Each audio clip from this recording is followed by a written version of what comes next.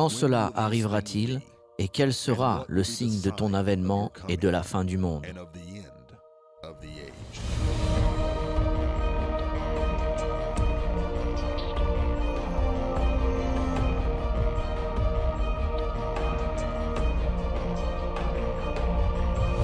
La leçon d'aujourd'hui s'intitule « Le nouvel ordre mondial, c'est le gouvernement mondial ». Nous entendons ce terme « nouvel ordre mondial » tout le temps, et plus fréquemment maintenant qu'auparavant. Mais qu'est-ce que le nouvel ordre mondial? Eh bien, le nouvel ordre mondial, c'est tout simplement le gouvernement mondial. Il ne s'agit pas de n'importe quel gouvernement mondial, c'est le gouvernement mondial de l'Antichrist. Et il est en formation actuellement. De plus, c'est le gouvernement mondial prophétisé dans la Bible, dans votre Bible. Et nous allons voir ensemble le passage qui nous parle de ce gouvernement mondial dans lequel nous entrons aujourd'hui. Regardons un moment sur le terme « nouvel ordre mondial ». Croyez-le ou pas, cela se trouve sur chaque dollar américain.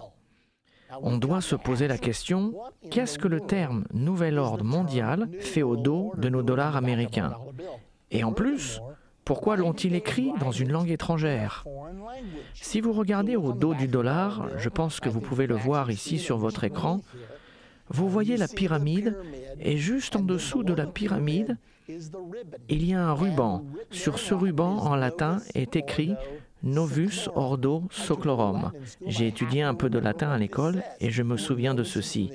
Novus signifie nouveau, le mot ordo signifie ordre et le mot seclorum signifie séculaire ou mondial.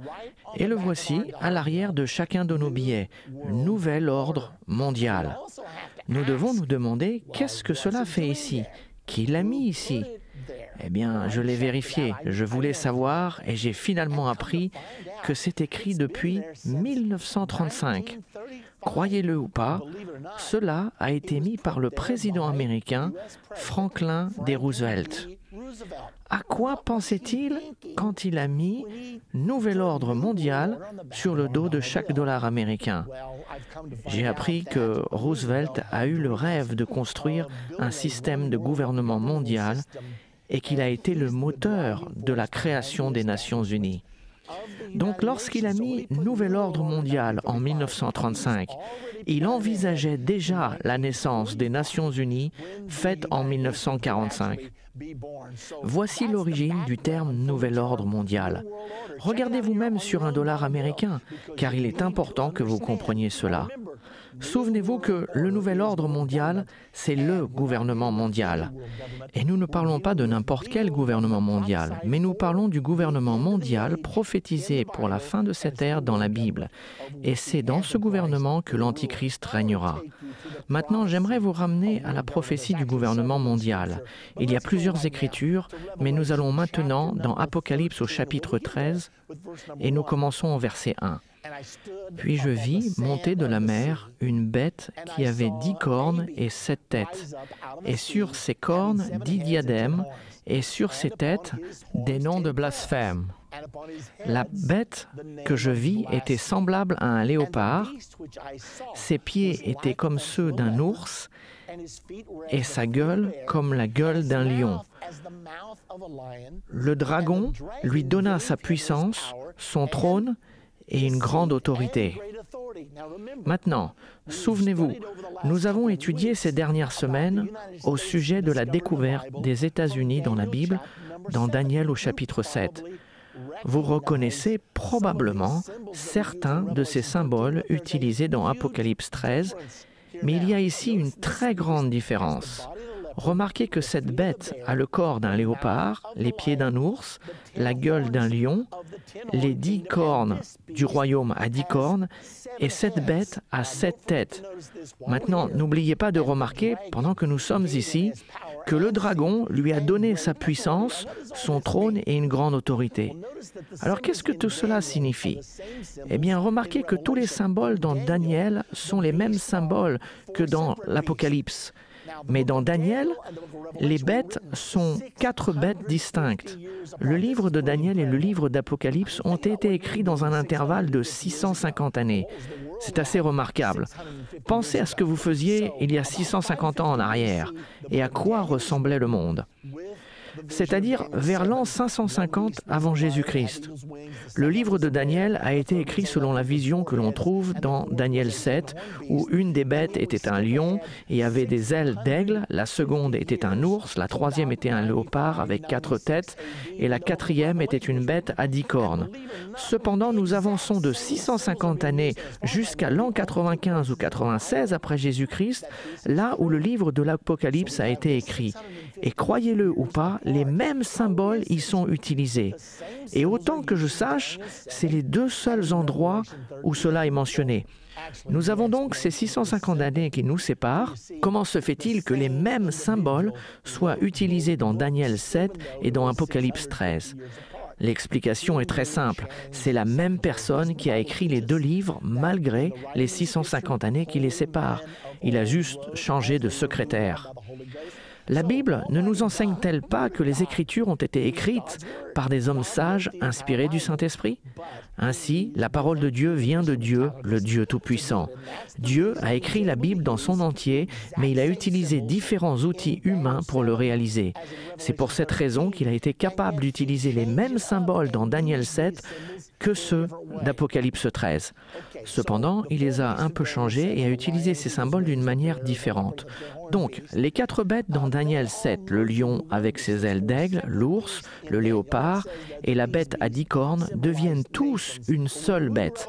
Il y a 4 bêtes distinctes dans Daniel et il nous est dit que ces bêtes symbolisent des nations. Mais lorsque nous allons dans Apocalypse 13, nous ne voyons qu'une seule bête. Donc, que se passe-t-il ici? Il semblerait que toutes ces bêtes, et souvenez-vous que nous avons appris que dans les 2 dernières leçons qu'une bête représente un royaume ou une nation, si vous voulez vérifier ceci, retournez dans Daniel 7 au verset 23, où il est dit « La 4e bête, c'est un 4e royaume ou nation. » Nous savons que celles-ci sont des nations et nous avons déjà prouvé que ces nations existeront au moment de l'avènement de Jésus-Christ. Mais maintenant, nous voyons ces nations devenir une seule bête ou un royaume ou une nation. Nous avons donc ici l'image d'un système de gouvernement mondial. Je me souviendrai toujours quand j'ai commencé à voir ceci. Une fois que j'avais compris Daniel 7 et donc compris que le lion était la Grande-Bretagne, que l'ours était la Russie et que le léopard était l'Allemagne et que la bête à 10 cornes était le Saint-Empire romain rétabli, une fois que j'ai compris ces choses-là et que je suis allé dans Apocalypse 13, je me suis dit, que se passe-t-il ici ? Il y avait quelque chose qui manquait. Où sont passées les ailes d'aigle ? Maintenant, les ailes d'aigle ne sont plus là, et les 4 ailes d'oiseau sur le dos du léopard ne sont plus là non plus. Qu'est-ce que cela signifie ? Eh bien, je ne suis pas tout à fait certain. Ce que nous savons, c'est que l'aigle est le symbole des États-Unis d'Amérique. Cela signifie-t-il que les États-Unis d'Amérique ont été éliminés ? Maintenant, dans Daniel 7 et Apocalypse 13, il y a une guerre, la 3e guerre mondiale qui va tuer un tiers de l'humanité. Les États-Unis vont certainement être impliqués dans cette guerre. Alors, la possibilité est là d'avoir été effacés de la carte. Ou peut-être déciderons-nous que, après s'être battus dans cette 3e guerre, nous sortirons peut-être vainqueurs tout en ayant perdu 25 ou 50 millions de soldats. La Bible ne nous dit pas combien nous en perdrons.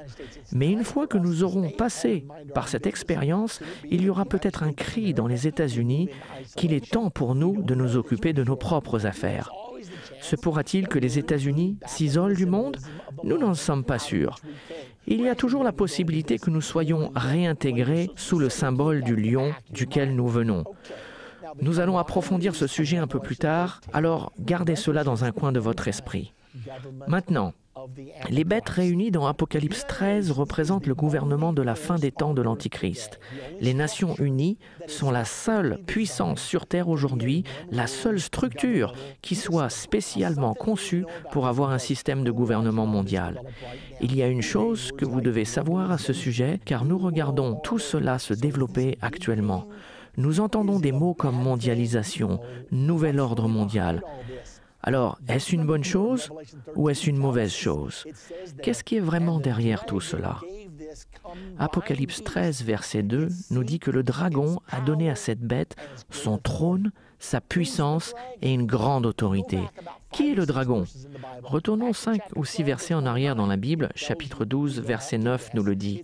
Nous n'avons pas à le deviner.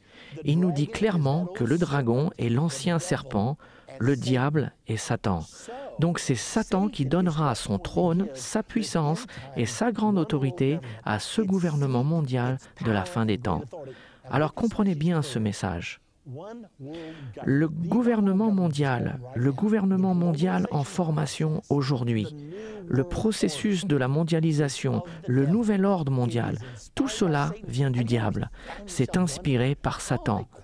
Vous êtes déjà posé la question, comment tout cela coïncide-t-il? Il semblerait qu'ils ont une puissance sur les médias, sur les systèmes bancaires, sur les systèmes politiques dans le monde. On se demande qui est le cerveau qui coordonne tout cela? Eh bien, la réponse est juste là dans Apocalypse 13 au verset 2. Le dragon, le diable ou Satan a donné à la bête, cette bête du gouvernement mondial, son trône, sa puissance et sa grande autorité. La Bible nous dit au verset 3, « Et je vis l'une de ses têtes comme blessée à mort. » Souvenez-vous que cette bête a 7 têtes. Mais sa blessure mortelle fut guérie. Remplie d'admiration, la terre entière suivit la bête.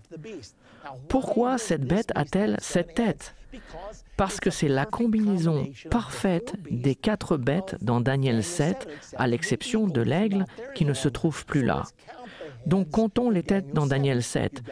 Nous en avons une pour le lion, une pour l'ours, 4 pour le léopard et une pour la bête à 10 cornes.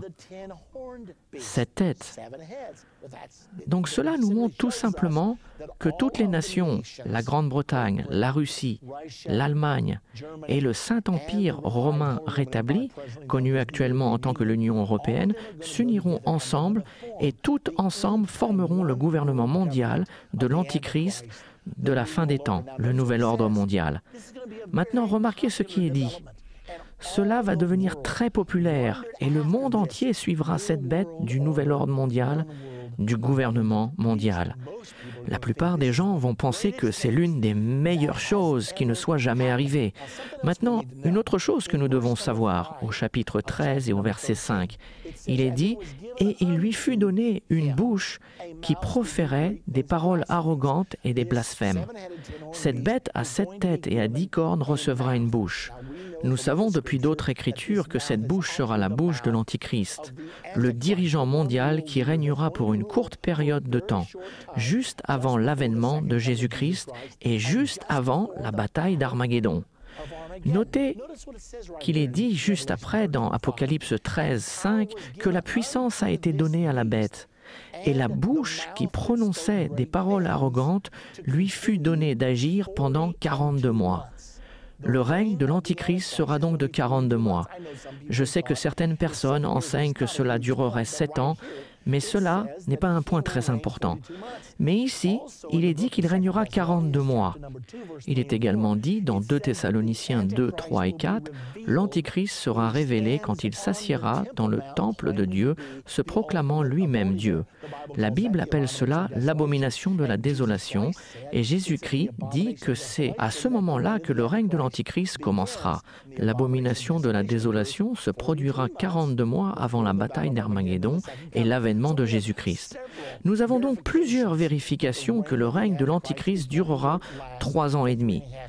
Ça ne semble pas très long, mais dans un temps de tyrannie horrible, c'est bien trop long. Alors son règne sera de courte durée, mais terrible. Voici ce que Jésus a réellement dit. Jésus a dit dans Matthieu 24, 21, « La détresse sera si grande qu'il n'y en aura point eu de pareil. Pensez à cela, pire que l'Holocauste d'Hitler, pire que les croisades du Moyen-Âge, une grande tribulation comme il n'en a jamais eu auparavant, et comme il n'y en aura jamais. » Il y a encore quelque chose que vous devez comprendre. Remarquez que cette bête, dont il est dit qu'elle a 7 têtes, et que sa bouche est comme la bouche d'un lion. Maintenant, qu'est-ce que cela veut dire? Eh bien, nous avons 7 têtes.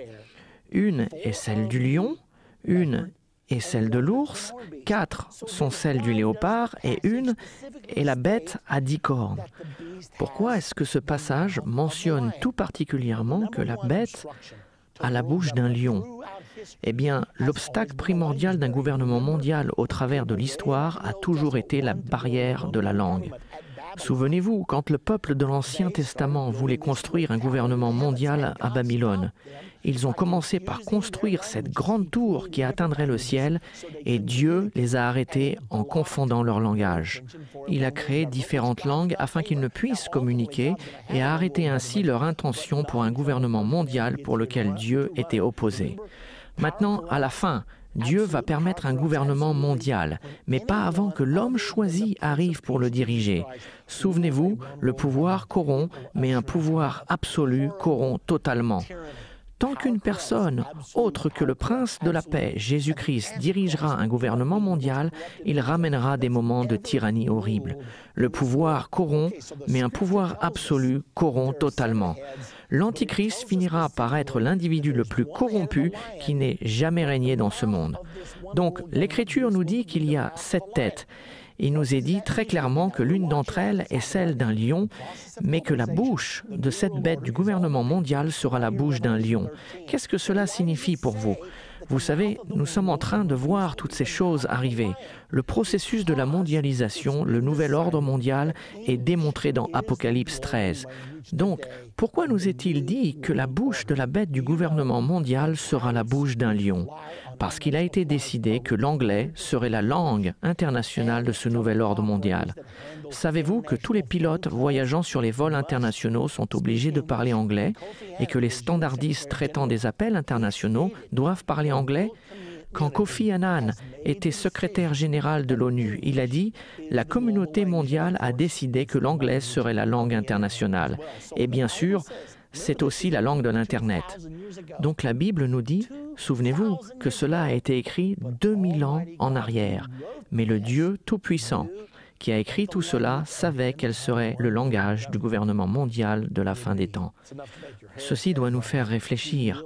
Quand vous réalisez combien Dieu connaît toutes choses et comment il les connaît bien à l'avance, cela ne devrait pas réellement nous surprendre car la Bible ne nous enseigne-t-elle pas qu'il connaît le nombre de cheveux sur notre tête, qu'il connaît nos hauts, nos bas et que le Dieu Tout-Puissant a dit que la langue internationale de la fin des temps serait celle de la bouche d'un lion.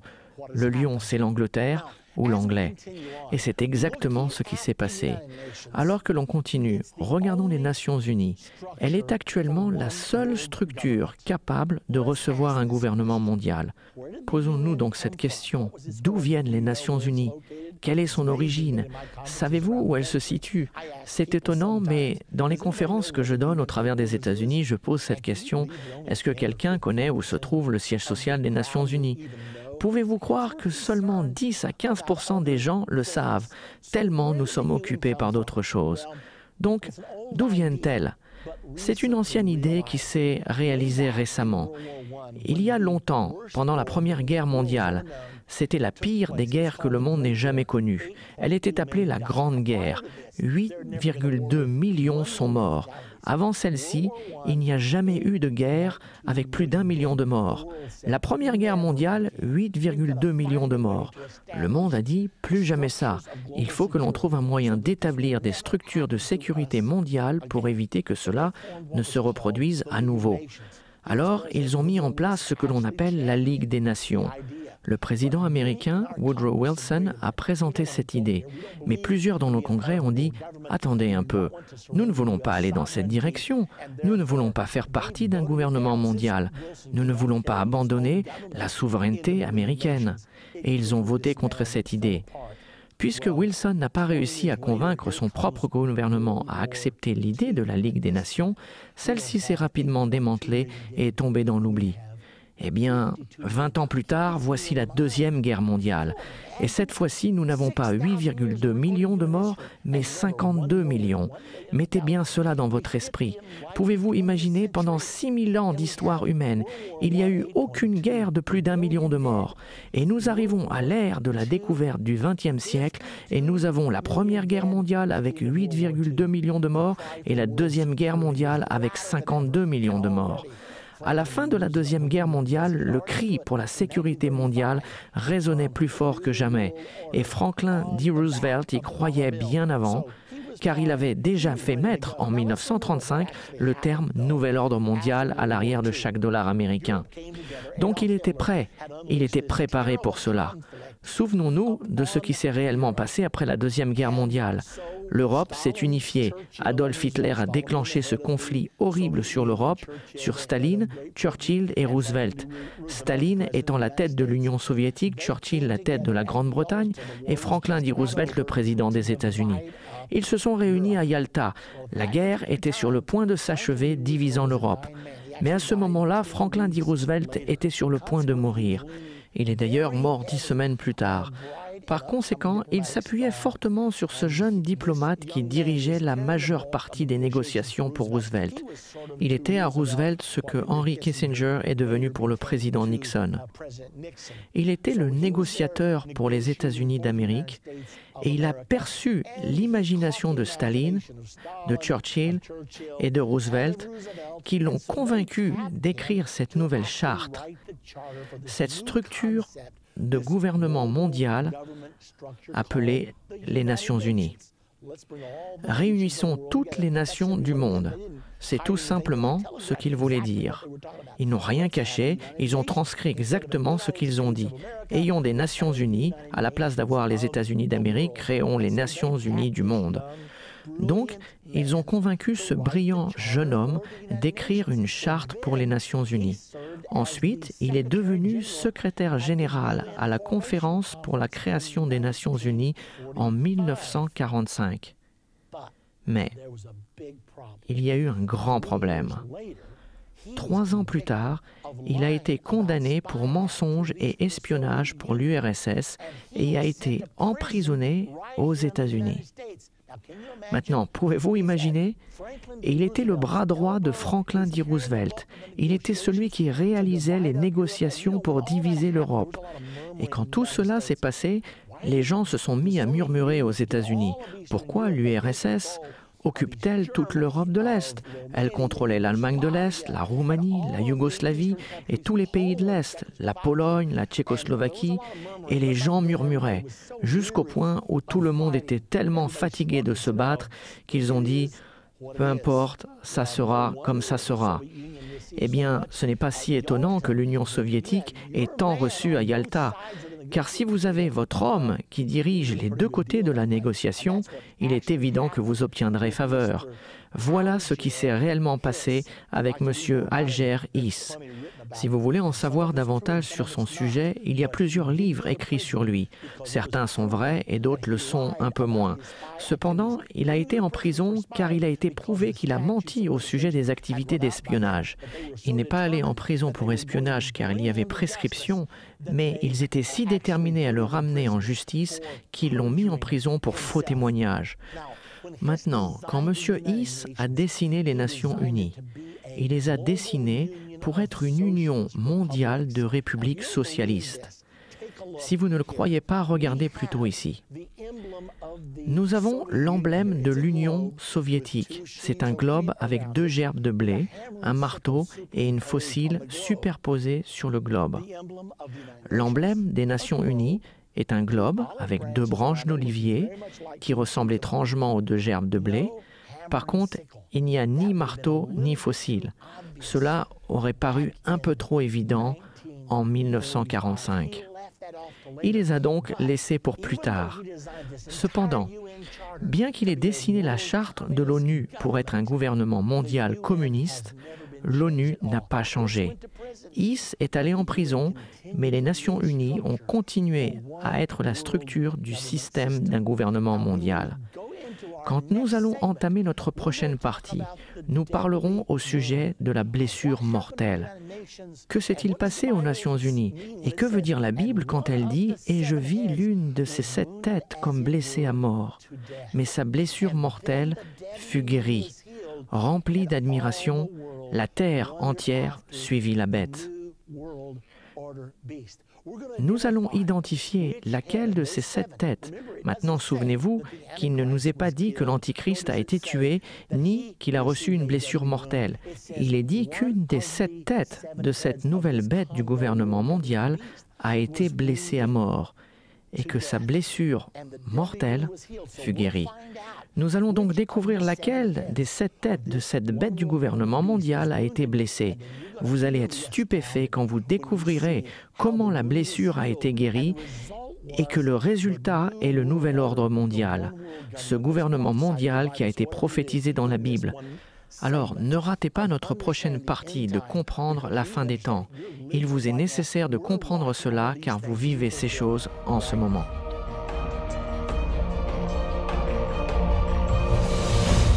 Dans la dernière partie de comprendre la fin des temps, nous avons parlé de la bête du chapitre 13 de l'Apocalypse.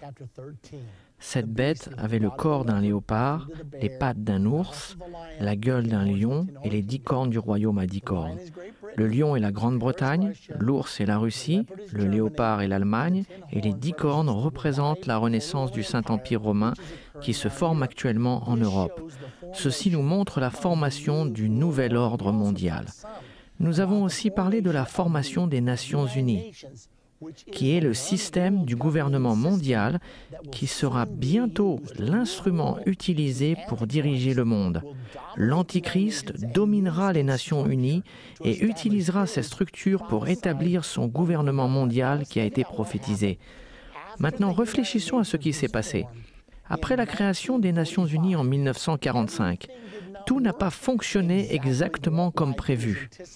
Ce qui s'est produit, c'est que l'Union soviétique avait tellement reçu de l'Europe à la suite de Yalta et à la suite d'Alger-Is qu'il y eut beaucoup de tensions.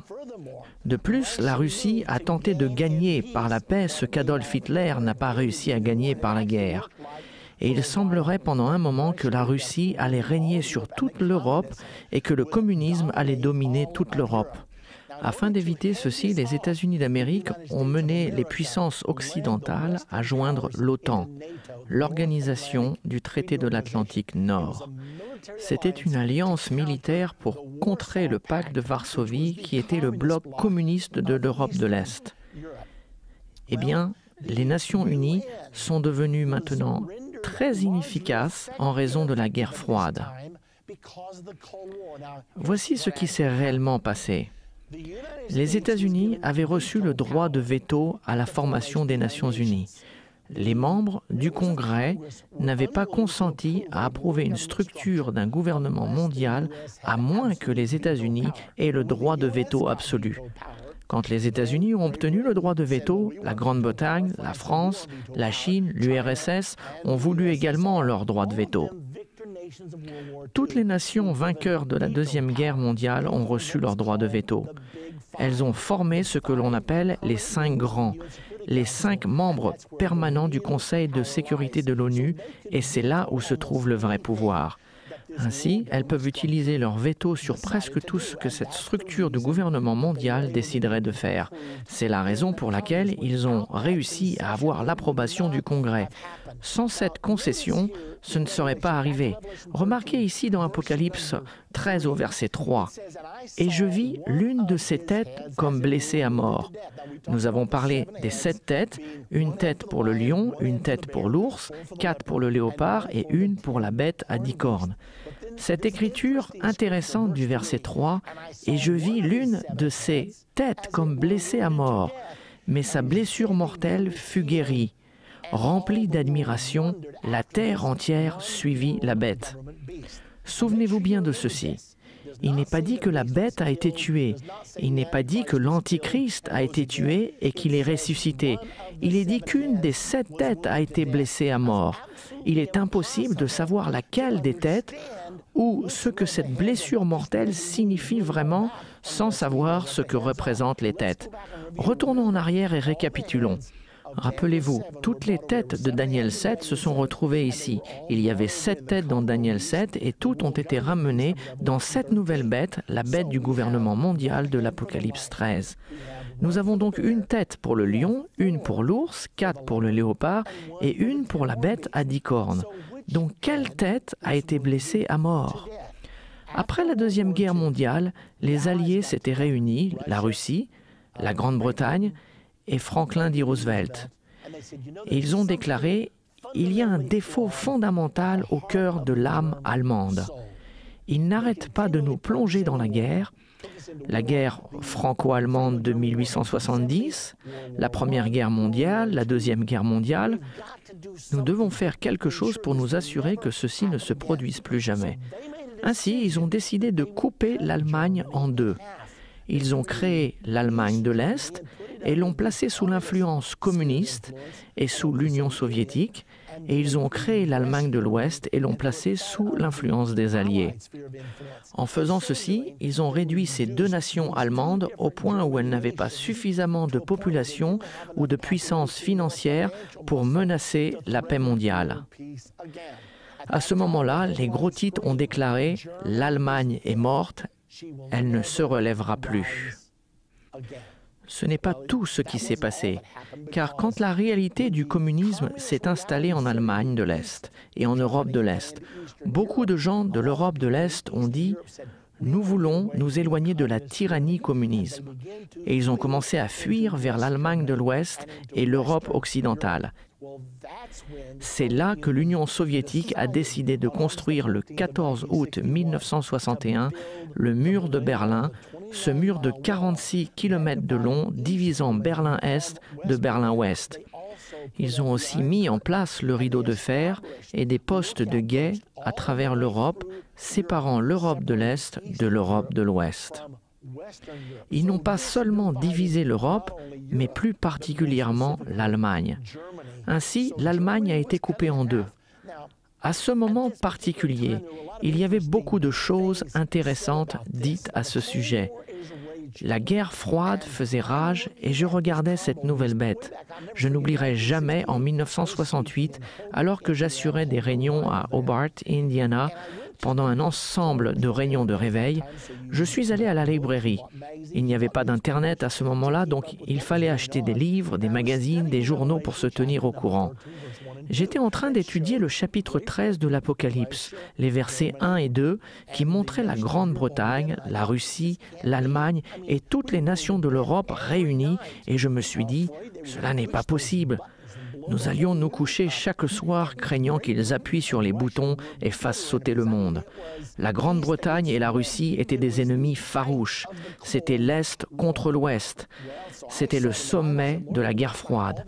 Je l'ai vu dans la Bible et je me suis dit, Seigneur, on dirait que toutes ces puissances vont se joindre à ce gouvernement mondial de la fin des temps. Mais en 1968, cela apparaissait absolument impossible. Le conflit concernant la réalisation du rideau de fer et la construction du mur de Berlin était si amer. Et bien sûr, l'Union soviétique avait mis en quarantaine et boycotté Berlin et nous devions approvisionner Berlin par avion, le fameux pont aérien de Berlin. Donc, il y avait un énorme conflit. Beaucoup de gens pensaient que l'Union soviétique et les États-Unis partiraient en guerre. À cette époque, j'étudiais cette prophétie et pensais avoir vu que la Grande-Bretagne et l'Union soviétique se joindraient à l'Allemagne et aux nations de l'Europe. Je me suis demandé comment cela pourrait arriver. Le 29 mars 1968, je suis allé à la librairie et j'ai regardé le magazine Life du 29 mars 1968. Et j'ai vu sur la couverture 3 superpuissances et demie pour gouverner le monde. Je venais de lire au sujet de cette nouvelle bête avec la gueule d'un lion, les pattes d'un ours, le corps d'un léopard et les 10 corps du royaume à 10 cornes. Je me suis dit, attends un peu, ce magazine Life, un magazine respecté, parle de 3 superpuissances et demie pour gouverner le monde. J'ai donc acheté le magazine, je suis rentré chez moi.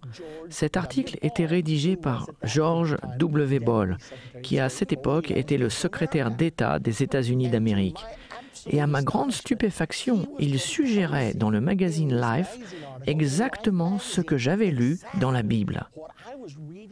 Mais je n'arrivais pas à réaliser que ce soit vrai.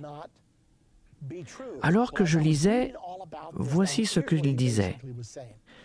En ce moment, quand il existe suffisamment d'armements nucléaires pour détruire toute l'humanité, la faune et les animaux de la Terre plus de 25 fois.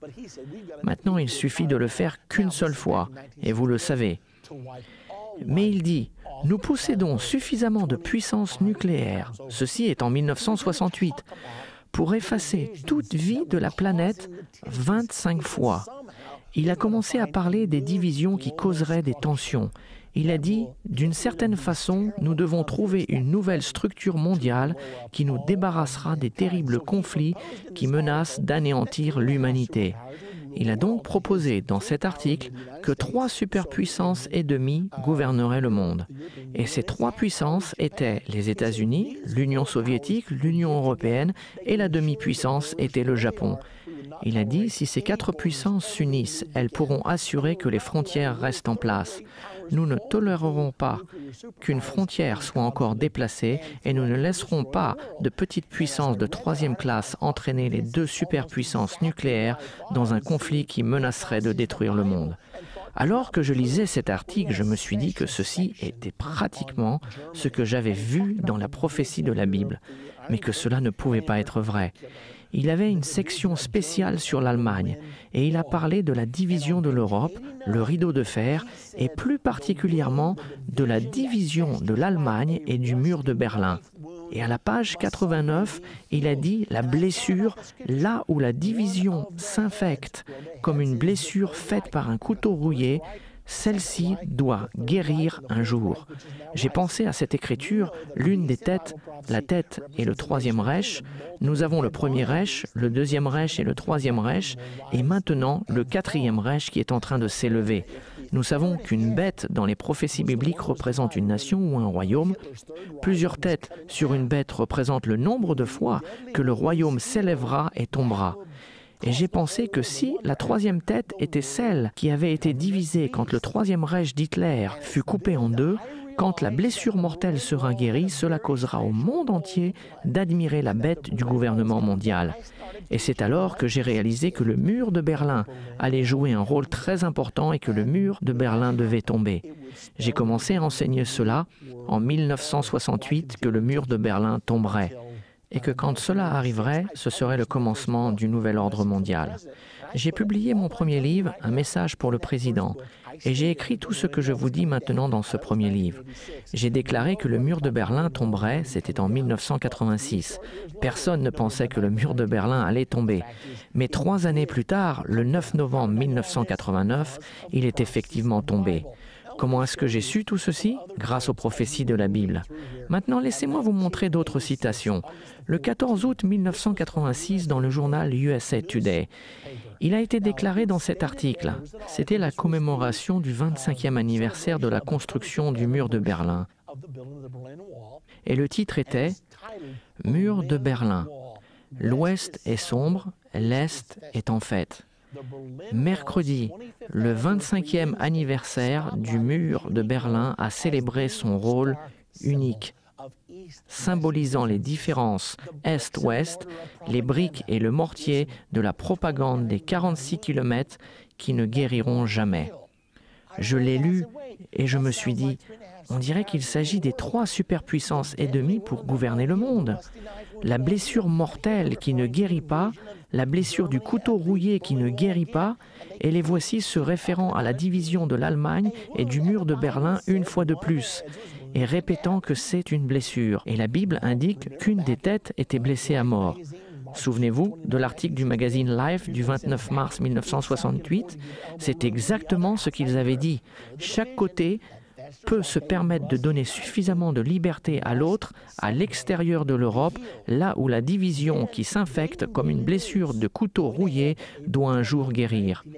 Puis, le Dayton Daily News a dit le 20 avril 1989, « Nous sommes maintenant très proches de la chute du mur de Berlin. » Mikhail Gorbatchev avait surgi sur la scène mondiale en 1985, il avait capturé l'imagination du monde, il parlait de la liberté pour tous, nous ne savions pas s'il fallait le croire ou pas, et finalement l'article du Dayton Daily News a dit ceci, Gorbatchev doit maintenant faire tomber le mur.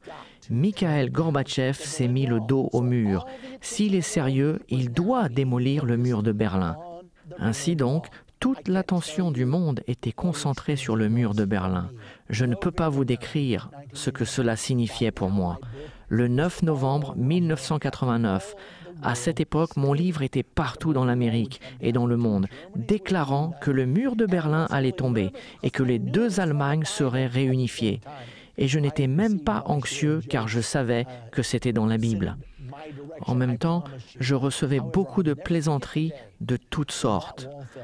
Cependant, je n'oublierai jamais le jour où ce mur tomba, le 9 novembre 1989. L'expérience fut incroyable. Les gens dansaient sur le mur, ils avaient cassé des morceaux du mur. Les gens sous l'esclavage de l'Europe de l'Est communiste traversaient la frontière en masse. Ceux de l'Allemagne de l'Ouest les avaient accueillis et leur avaient donné à chacun $600 à dépenser. Ils faisaient la fête, ils klaxonnaient. Ce fut un moment incroyable. Le magazine Time a sorti un article dans son édition du 20 novembre 1989 qui portait le titre « Mur de la honte, 1961-1989 ».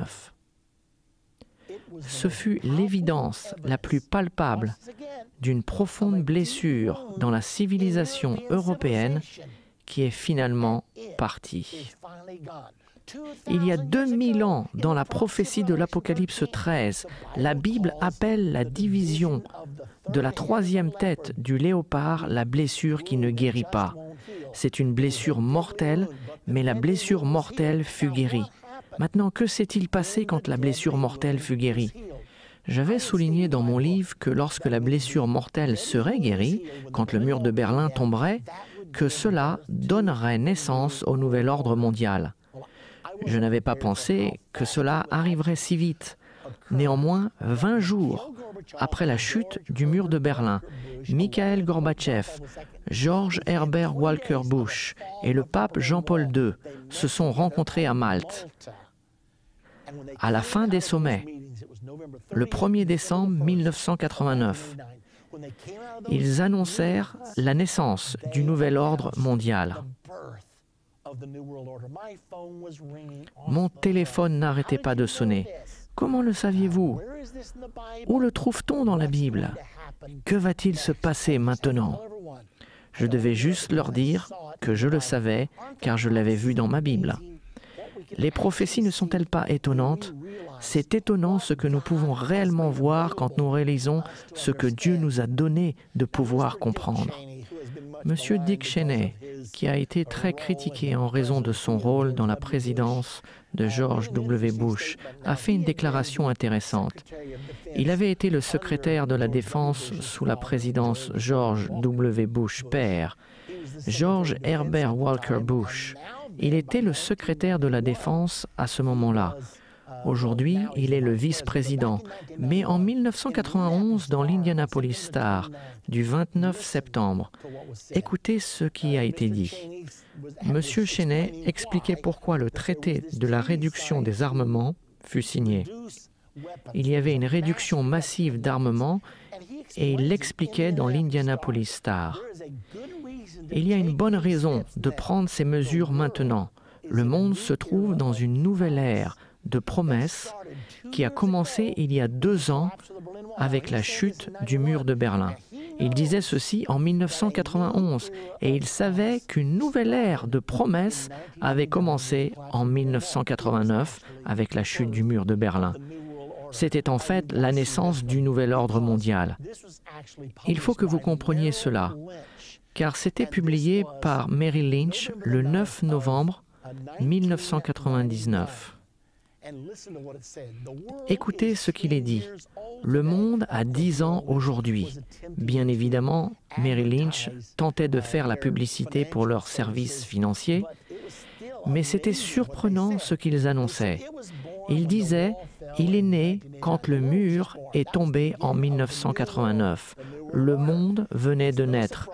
Ce fut le début du nouveau monde, le nouvel ordre mondial. » Il n'est pas surprenant que la plus jeune économie, l'économie mondiale, cherche encore sa position.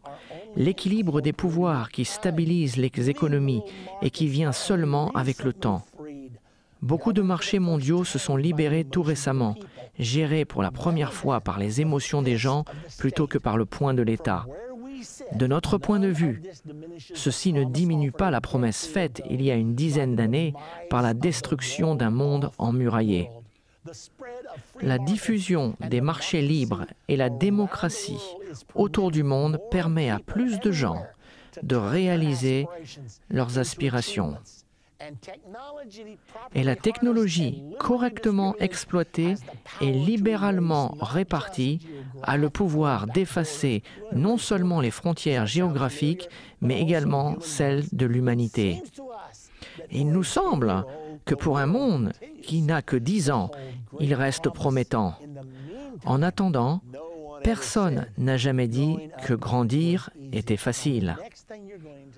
Maintenant, vous allez voir un extrait de M. Strobe Talbot, qui a déclaré dans le magazine Time en 1992 un article intitulé « La naissance de la nation mondiale ». Il dit qu'au XXIe siècle, la souveraineté nationale telle que nous la connaissons cessera d'exister. Nous répondrons tous à une autorité mondiale. Maintenant, écoutez-le pendant son interview au Conseil des relations internationales. L'entité qui fournit 50% de tous les membres du Conseil, que l'administration soit républicaine ou démocrate. Écoutez ce qu'il dit sur ce gouvernement mondial. Permettez-moi également à exprimer ma reconnaissance, tout d'abord au Conseil. C'est merveilleux de me retrouver ici. J'aime cette institution. Elle représente une grande partie de mon éducation depuis des dizaines d'années. Vous écrivez qu'il y a toujours eu et qu'il y aura toujours une attention, parfois créative, parfois destructive, entre d'une part le concept d'une communauté internationale qui reconnaît l'interdépendance comme un fait et un gouvernement collectif en tant qu'une nécessité, et de l'autre côté l'attrait d'une communauté nationale qui se considère indépendante et souveraine. Comment ceux qui pensent comme vous et qui sont généralement affiliés au Parti démocrate, comment ces voix que nous associons plus au Parti démocrate parlent du gouvernement mondial sans tirer le signal d'alarme? Que les adeptes du gouvernement mondial et le Conseil des affaires étrangères ainsi que la Commission trilatérale vont venir pour leur confisquer leurs armes, leurs Bibles et néanmoins le transformer en un gouvernement mondial. Quel est le vocabulaire du gouvernement mondial qui est politiquement et culturellement le plus correct? Pourquoi le gouvernement mondial est-il presque une expression taboue pour ceux qui veulent éviter un empoisonnement politique dans les débats? J'ai fait des recherches sur Internet et ailleurs sur ce sujet. Et j'étais surpris de découvrir que le terme « gouvernement mondial » est volontairement évité. Le gouvernement mondial est une expression généralement employée dans les programmes d'enseignement universitaire tout autour du monde et dans la presse. J'ai appris très rapidement à mes dépens de l'éviter si j'étais dans le département d'État, même si je travaillais pour un président internationaliste libéral. Il y a toujours cette association avec le bruit des hélicoptères noirs se préparant à atterrir dans nos cours d'école et ainsi de suite. Le gouvernement mondial suggère l'existence d'une capitale unique, avec un drapeau unique et vraisemblablement un hymne national unique. Et la souveraineté de toutes les autres nations lui est subordonnée. À propos, Harry Truman a cru en cela. La fédération du monde et le Parlement de l'homme. Et c'est un rêve que certains entretiennent toujours pour l'avenir. Mais la gouvernance mondiale, telle qu'elle est utilisée d'après moi, n'est pas un rêve. C'est une réalité et nous l'avons depuis longtemps. À l'ère moderne, c'est-à-dire maintenant, nous avons une gouvernance mondiale sous plusieurs formes. Certains sont associés aux Nations Unies, d'autres sont associés à l'Organisation mondiale de la santé. Il y a un gouvernement régional, c'est juste une réalité de la vie.